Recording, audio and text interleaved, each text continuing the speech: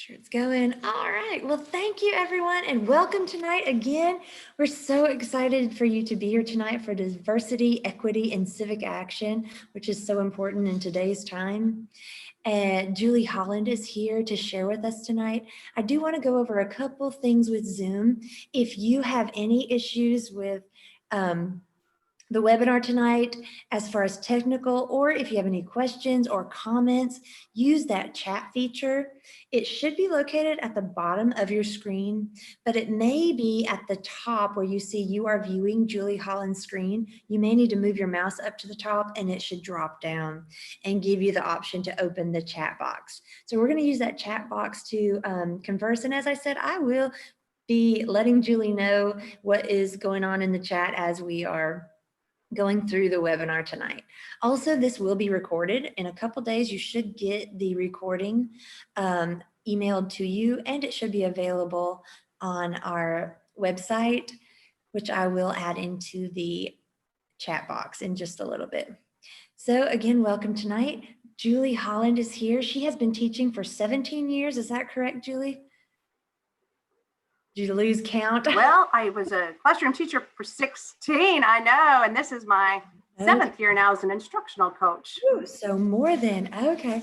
So yes, and you are a classroom teacher as a middle and high school English instructor in Alabama and now Missouri, moved to the cold weather.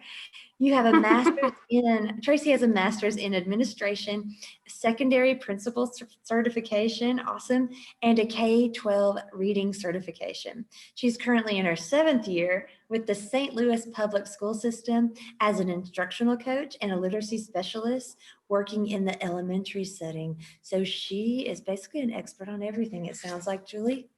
Oh, a student of everything. Let's put it that way. I love it. Well, I'm so excited to have you tonight and hear from you. I always enjoy learning from you. So Julie, I'm going to go ahead and turn it over to you. Great. Thank you, Melissa, and thank you for everybody who took a moment to join us. I know it's crazy. Melissa and I were talking about just the different types of schedules we're all facing and how unique this year is for all of us. So thank you for taking a few more moments of your time to do some extra learning all on your own about diversity, equity, and civic action, specifically how your young citizens curriculum can support you and your students in these areas that are so important today. So again, welcome. Our objective for tonight is that hopefully by the time we are finished, you'll be able to utilize your young citizens curriculum to support diversity and inclusion and equity and civic action in your own classroom. So before we actually begin our thinking for the day, I want us to pause for just a moment and start with our why. Why would you take time out of your already long, exhausting days to do extra work? So take just a moment and think of a student in your classroom and think about how the work you're going to do tonight towards promoting diversity, equity, and civic action and going forward in your classroom could impact their growth. And you don't have to tell us how, but if you want to share, just to keep that name of that child in front of you for a moment, you can just type that in the chat, just like dedicate your learning tonight to a student in your classroom.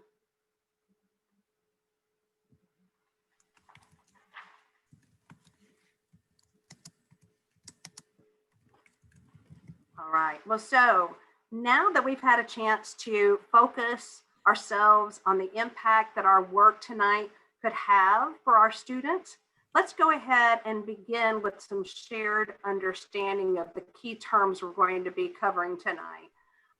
We could search and find multiple definitions for each of these key terms, but I feel that these are going to be our strong working definitions for us tonight.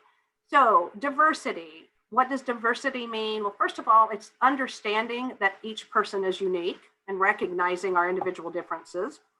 But remember, it's not just about race. It can be about ethnicity, gender, sexual orientation, socioeconomic status, age, physical abilities, religious beliefs, political beliefs, and other ideologies. So diversity goes much farther than just talking about race when we're thinking of our children in front of us. Equity, we're going to look at equity tonight. And again, if equality means giving everyone the same resources, equity means giving each student access to the resources they need to learn and thrive. And finally, the other big key definition for the night is civic action. What do we mean when we say we're going to teach our children to take civic action? Well, civic action is that civic engagement, working to make a difference in the civic life of your community and developing that combination of the knowledge and skills and values and motivation to make that difference. So it's informed action we're trying to prepare our kids for. All right, so let's start with a little conversation about diversity. For the next few minutes, we're going to focus on diversity. We're going to think about, consider why diversity is important, how you can bring diversity into your classroom, and then specifically how you can support diversity with your young citizens curriculum. So let's go ahead and think for a moment about why diversity is important. Well, research shows us that diversity in our classroom brings new perspectives into a classroom. That makes good sense if we're considering all of the different types of children that might be sitting in front of us, and they're all their different backgrounds. Diverse classrooms improve learning outcomes for every student. Including diversity in your curriculum improves self-efficacy in our learners. And again, self-efficacy is that person's belief in their ability to meet challenges and accomplish tasks. In other words, it helps improve their self-worth, their tolerance, their appreciation for different views. Different understandings of culture can help our students see how people that are like them have succeeded. So they have to believe that they can succeed as learners. Diversity in our classrooms leads to better discussions. And again, that makes perfect sense. Where there's more diversity in the classroom, again, it's going to naturally lend itself to better, well-rounded discussions, more points of view to be discussed. More classroom diversity prepares our students for the future. Our children don't live in bubbles. They're going to be out in the world, and just through their computers, they are introduced to a much bigger world. So the world around us is increasingly culturally diverse. We need to prepare them for that. And finally, diversity in the classroom fosters creativity. Diverse cross-cultural classrooms encourage more critical thinking, more problem solving, and creativity. So if we think for just a moment about the kids sitting in front of us, well, what if we're thinking, well, I don't really have a very diverse group sitting in front of me? Well, first of all, remember what our definition of diversity was. For example, I work for St. Louis Public Schools in a small neighborhood school. I know that the children that are sitting in the seats in front of us are 99% African American, and they are 100% free and reduced lunch. But that doesn't mean they're all the same. Remember, diversity encompasses more than just race. It considers more than just socioeconomic status. We're considering diverse ethnicities, their genders, their physical abilities, their religious beliefs, and so much more. So how do we teach to diversity? Well, if we search for best practices to bring diversity into our classrooms, you can find multiple lists. And there's not one definitive list that exists. However, you'll find that most of the lists out there include these common bullet points. Getting to know your students. That's high priority. That's how we bring in diversity. Get to know them and their unique cultures and their unique ideas that they bring to the table. Be willing to address inequality, whether it's discussing it in a book, seeing it in something that's going on in their neighborhood. Be willing to address it. Sometimes it makes us very uncomfortable, but we have to name it so that we can take civic action on those things. Provide equal access to opportunities, and we'll talk more about that as well. Connect with the parents and community. Meet diverse learning needs by incorporating different teaching styles. Celebrate diversity, recognize it and celebrate it. And always encourage differing perspectives. And finally, include diverse learning materials.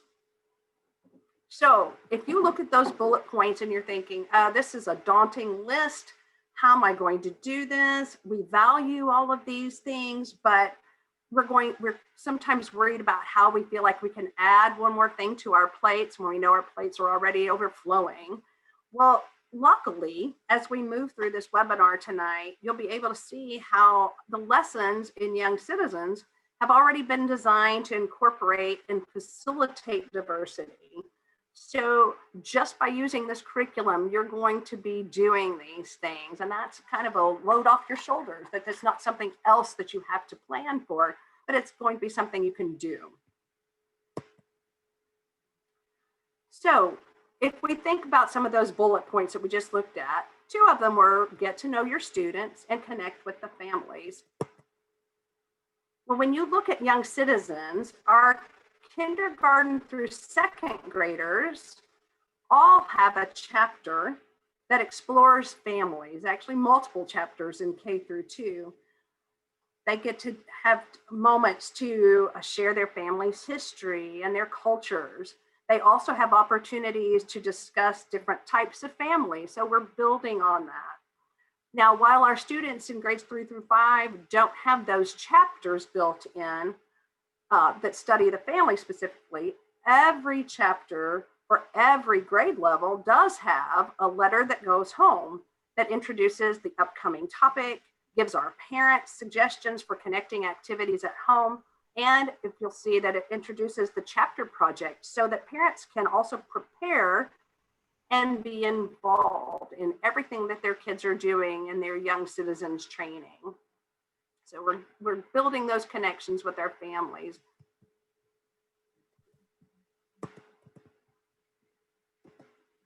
we go, sorry about that. Another one of our bullet points was introducing diverse learning materials to our students. Well, as you look through your Young Citizens curriculum, you'll notice that you have student readers, you have leveled readers, and you have group activity cards. All of these examples are pulled from the 3rd grade material, chapter 6 specifically, about why towns are different around the world. In each one of these examples, you can see how in this particular unit, students are celebrating diverse cultures and utilizing diverse learning materials. So we are, again, making different cultures accessible to our children.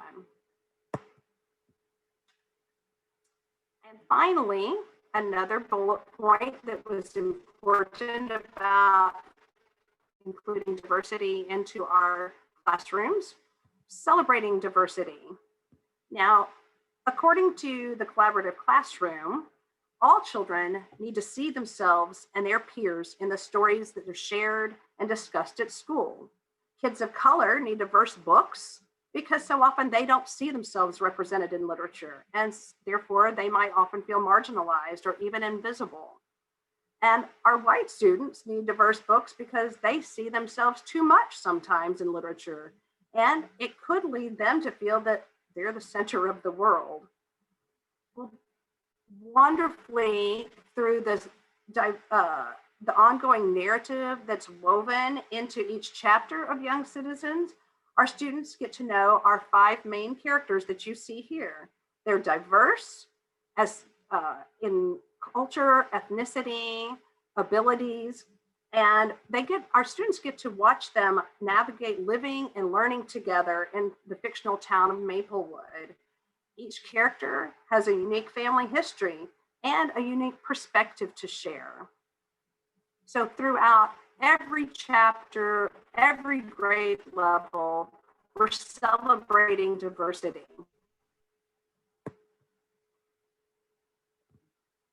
So as we conclude this little visit in diversity, we want to touch on the difference between diversity and inclusion. And I love this quote. Diversity is being invited to the party, just again, recognizing that we're all diverse. But inclusion is being asked to dance. So when you think about that, let's remember to ask all of our students to dance. One way that we can be sure to do this is by looking at our instruction through an equity lens. So before we touch on equity, do we have anything in the chat, anything that anybody would like to question or share? So I did like, All right, let's go ahead and sorry, I was just going to share Tracy's response to your question earlier. She's a curriculum coordinator bringing civic-minded lessons to several thousand students. And it's her goal to make students civic-minded and able to debate civically while accepting everyone in their community and embracing diversity in their classroom, school, and greater community. And she also wants students to see themselves in the lessons she developed.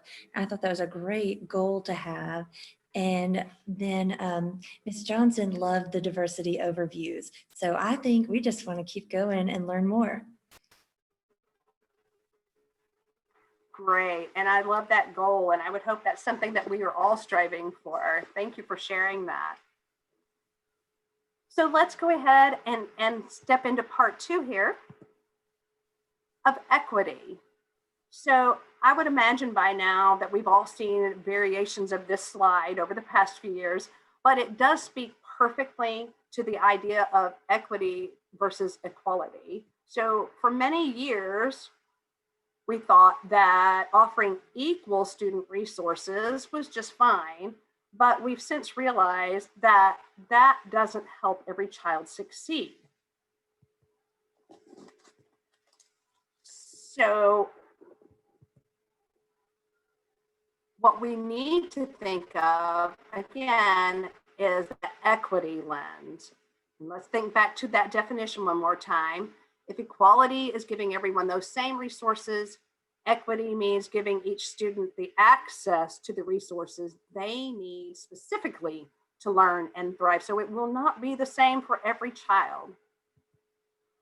So here's a great example, and I think most of us can relate to this right now. So we've given every child a laptop or a Chromebook or an iPad to take home. And that's equal across the board. That's fantastic. But it doesn't address the students who don't have internet in their houses.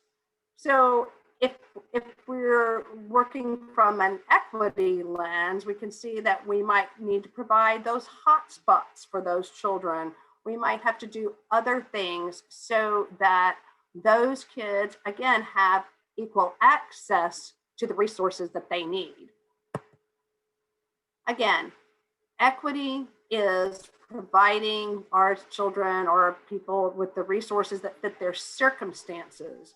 So when schools prioritize equity versus equality, we're going to be more in tune with our students' needs, and we're going to provide the resources they need to overcome specific challenges. So that's, again, getting to know your parents, getting to know your children. What are their needs?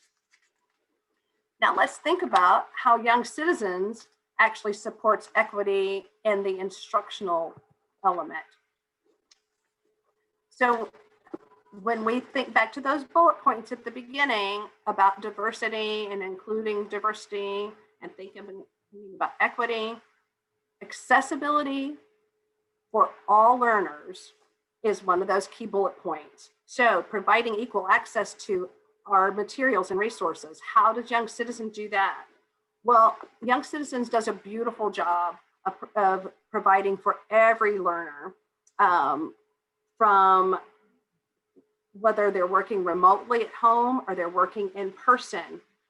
Children that are working in person with you might have access to the hands-on materials, the graphic organizers, but every child has access to the leveled readers. They have the online student book. They have a few things that are online that really make everything so accessible to our children. If you look at this slide, you'll see the leveled readers come for above, on level, below, and then we have one more for children who are far below. So everybody has access to the information on the level that they need. You'll notice that online, our students can choose now between hearing and seeing their text in English or Spanish. If you look down here, you'll see one of our key features is that we, in the read aloud component, students can actually have that read aloud. They can read the text independently, or they can use the read aloud feature if they need that extra support. Our teachers have, at the end of every lesson, the opportunity to make modifications for differentiation for our students, for those who are above grade level and have mastered certain skills and standards, for those who are working slightly below, and for our ELL students. So teachers have access to resources. They have those modifications. They have the graphic organizers available. They can print off desk maps, state outline maps, everything that they might possibly need to reach all students at all levels, whether they're in front of them or they're working from home.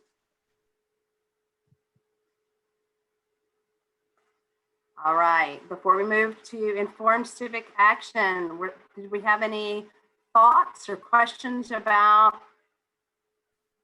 all the equity pieces that are included in Young Citizens? And again, I love that you as the teacher don't have to go out and find those pieces. They're already embedded in the curriculum.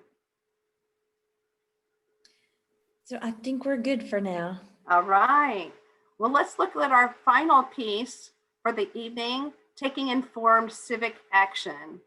And we can just think about this quote for a minute. Are we building an atmosphere in our classrooms that creates active and responsible citizens?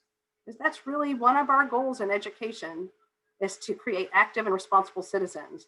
Why are we going to try to take informed action? So in this final section, we're going to briefly explore the importance of teaching informed civic action, its connection to supporting diversity, and again, where Young Citizens offers that support for our teachers and our students. So let's take a minute just again to kind of wrap our heads around the importance of civic action. So as educators, again, we're charged with preparing our students to be successful in life and to be productive members of society. For most of us, if you've ever read or worked on your school's mission statement, we almost always see that out there. We want to do things that move beyond our classroom. With all this focus on standardized tests, though, sometimes we feel like we've forgotten that that concept of literacy should also include culture and tolerance of diverse people and backgrounds. And so again, one of the best ways to develop that cultural literacy and to help our students understand these goals is through social justice processes and projects. Those projects empower our students to affect change through awareness, through advocacy, activism, and aid. They're collaborative activities that help our students with their critical thinking, their writing, their literacy skills, and their interdisciplinary nature, again, helps our students make important connections between history, between culture, economics, and science, and putting all of those things together in a way that's meaningful to them.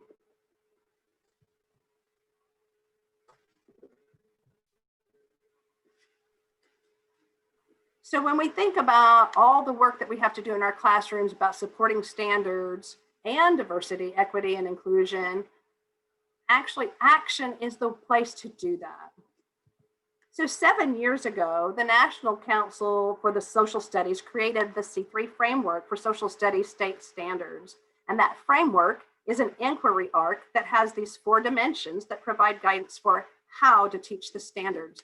So every inquiry arc starts with developing questions and planning inquiries, moving through applying the tools. This is where we learn the information that's going to help us answer those questions.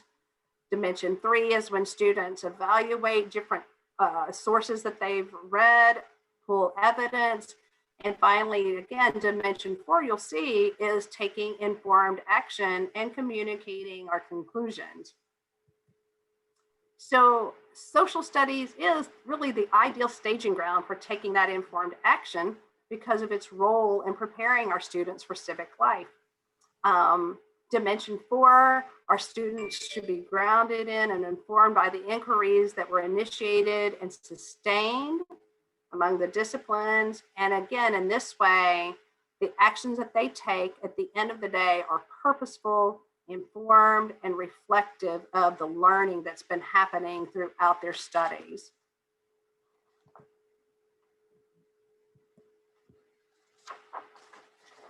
So when we look at how civic action plays out in young citizens, we can look at these 2 bullet points from our very first slide about diversity and how we include diversity in our classrooms.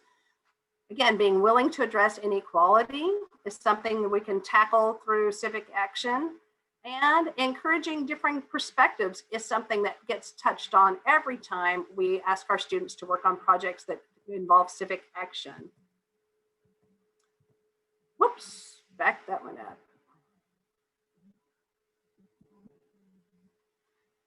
So every unit in K through 5, the students use the learning that's done throughout the unit, every lesson, to finally support the work that's done in a final project. So sometimes those final projects are just presented to their classmates, or maybe in their building, or sometimes that goes beyond that and they're presenting their ideas to community members. But no matter where that informed action takes place, our students are always getting to explore different perspectives, and they often address social concerns. These projects allow the students to take action when they recognize inequality happening in their school or the community. And they also have opportunities just to listen again to each other's perspectives. Or in some cases, like in this example, they get to put themselves in the shoes of others throughout history. So these real world applications of the lessons make that learning stick for our students. And because they choose their projects, their work is as diverse as the schools and communities that they live in. So here, again, the different project examples. Over on the left side of your screen, we have an example of the description of the project where our students are going to try to improve their community through civic action. Again, they can organize a volunteer project, such as a major park cleanup or a library funding day, or presenting a case before the town government about something that needs to happen in their own community, improving their community. On the right-hand side of the screen, a little different type of project at the end of a unit. And in this case, again, rather than going out and presenting something to the community, they are taking the knowledge of events that they've learned throughout the 19th century, and they're going to create a newspaper that expresses differing points of view. They are going to they're going to provide news articles, op-eds, and images for each year that's chosen. So in this way, they get to share their learning with other classmates, and it could be something that would be great to share with others in their school building, and how they've learned about approaching something from different perspectives. Julie. Yes. We had a question. She said, sure. Evident action, and what were the other 2 from social studies? Evidence action, or evident action, sorry. So are we talking about from the framework? I think yes, from the C3 framework. Okay, so it always starts with the questioning, developing the big question and the small questions that for something we want to find out and learn. The second step of that inquiry arc is utilizing those tools. Yes, so you're using the tools of history, economics, geography, and what's our fourth one? What did I leave out? History. History, yep. Yep, there we go. So those tools are coming into play as they start working through to that final project. So one of the most important parts of creating that diverse, uplifting environment for our students is creating that safe space for those diverse learners to work and for their opinions to be heard. Whether this is in our whole group or our small group discussions, whether it's while they're working on their projects, we have to have this element of safety. And again, remembering that diversity and inclusion means that not only do we just recognize that we're different, but we're celebrating that uniqueness. We also want to, again, make sure that every voice feels that it's represented and heard. So one of the ways that we can do that throughout these lessons is creating that safe space and working on those norms as a class. And what I love is that each one of these projects has a rubric that includes those norms. So not only are we getting graded on our contributions for the content, but we're looking at, did I listen respectfully to my group members? Did I share my ideas respectfully with my group members? And I think those are so valuable that we're constantly reminding our students of the values of hearing multiple perspectives and respecting those all the time.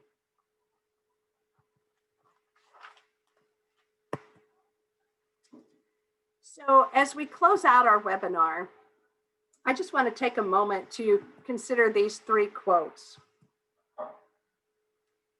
You know, in an educational environment that oftentimes crowds out social studies in favor of using more instructional minutes for mastering standards in ELA, math, and science, because those are the ones that are most often tested, we want to think about the implications for our students and for our society. And so when you think back to that student that you chose at the beginning, that you dedicated these few minutes of learning towards, I want you to consider how you might use your voice as an advocate for social studies instruction that we know makes a difference in the lives of our students. I believe that we all believe that they're worth it.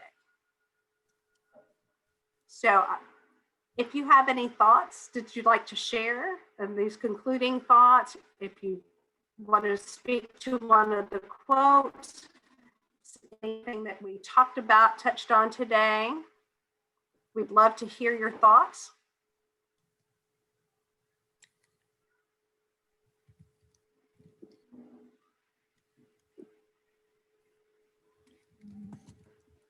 So thank you so much, Julie. That was fabulous. And I agree. I love those quotes. Those are great. And I know, again, we touched on a lot in a short amount of time, and it's a lot to digest, but I think, again, if you take nothing away with you, it's that when you're wanting to incorporate all these things, knowing that Young Citizens curriculum already pulls those diversity issues in for you, those equity issues are covered for you in so many ways, helping our students already think through how they can take informed action, but making it uniquely theirs. So it gives you such a great foundation for doing the work that we all know is so important. So again, we can wrap that up. I thank you for attending. If you have any questions before we leave, that'd be great. Otherwise, again, thank you for taking a few minutes of your time tonight. Yes. The question that I had, I didn't catch the 4 things that you were talking about with the social.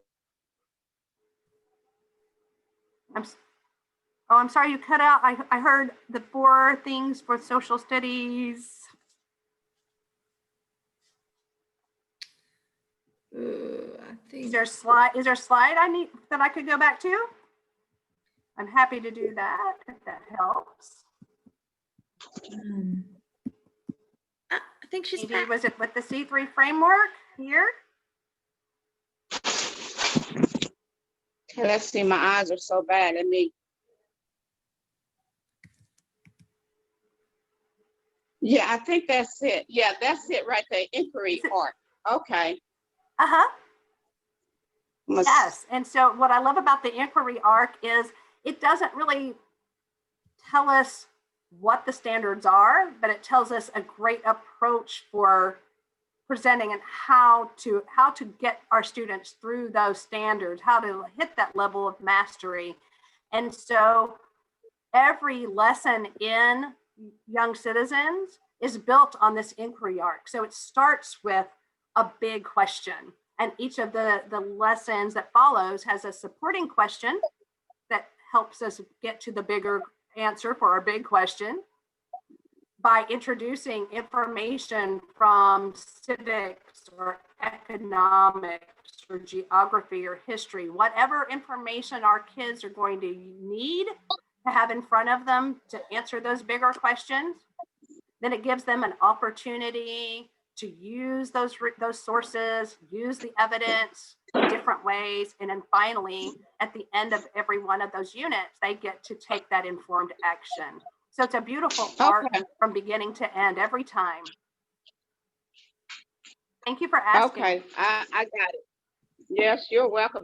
I truly enjoyed the session. It was very enlightening. Thank you. It corresponds with what's going on in the world now. So I'm glad I was able to. Absolutely does. I think we're so glad you joined us, and you're absolutely right. More than ever, our students need us to step up and think back about why social studies is so important for them. These are our young citizens of the future. Right. You are so right. And we need them to step up. You are absolutely right. Thank you. Thank you so much. Well, yes, thank you, everyone. I wanted to let you know that I've added into the chat box a evaluation. If you would please click that link and fill that out. It should take you straight to the evaluation. You may need to copy and paste it. I did want to also say that if you need a certificate, if you email help@socialstudies.com, help@socialstudies.com, you can get a certificate for attending tonight. Tracy also agrees with you, Ms. Johnson. She said, without social studies, we won't have any civic-minded society. Amen. So true. So that was awesome. Thank you again, everyone, tonight. And thank you so much, Julie. That was fabulous. And we very much need to hear it and need to be applying these things in our classroom. So thank you for all the great ideas and the ways that young citizens automatically. At socialstudies.com? Help@socialstudies.com. Yes. Okay, help. Okay. Thank you. Yes. I'll go ahead and add it in just again. Thank you all. Good night. Thank you. Good night. There you go. Oh, did help dot, sorry, help@social studies. Okay. And I've already submitted the evaluation. Oh, awesome. Well, that was fast. Awesome. Thank you. Thank you. And y'all have a blessed day. Thank you. You too. Thank you. You too. Bye-bye. Bye. Bye. Who's first?